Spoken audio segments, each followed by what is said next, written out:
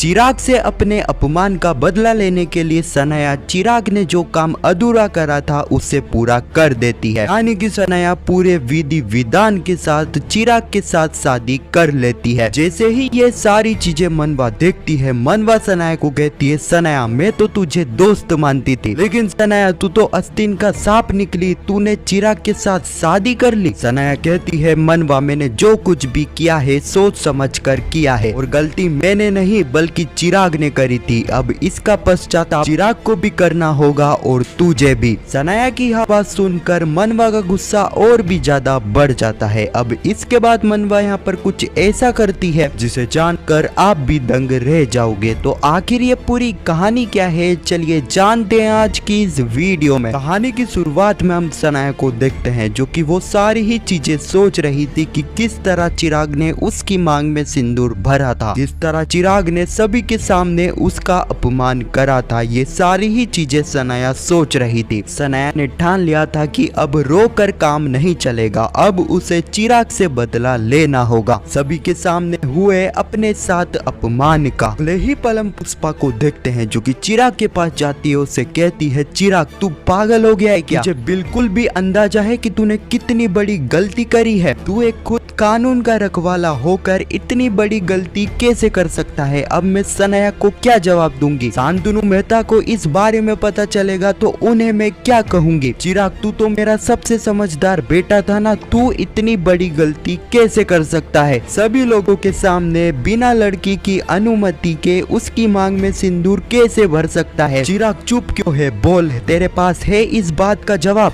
तभी हम देखते हैं कि चिराग जो कि यहाँ पर से सीधे टेरेस पर जाता है और चिराग वो सारी ही चीजें याद कर रहा था कि किस तरह वह मनवा के साथ पल बिताता था और उसने कितनी बड़ी गलती कर दी थी सनाया की मांग में सिंदूर भरकर। इस वक्त तक यहाँ पर चिराग को एहसास हो चुका था कि उससे कितनी बड़ी गलती हो गई है। चिराग इतना ज्यादा गुस्सा हो गया था कि जिस हाथ से उसने सनाया के मांग में सिंदूर भरा था उसी हाथ को यहाँ पर चिराग नुकसान पहुंचाने लगता है। लेकिन तभी वहाँ पर अश्विन आ जाता है। अश्विन चिराग को समझाता है और कहता है, चिराग तूने जो किया वह गलत था, तुझे इस तरह सभी के सामने बिना सनाया की अनुमति के उसकी मांग में सिंदूर नहीं भरना था।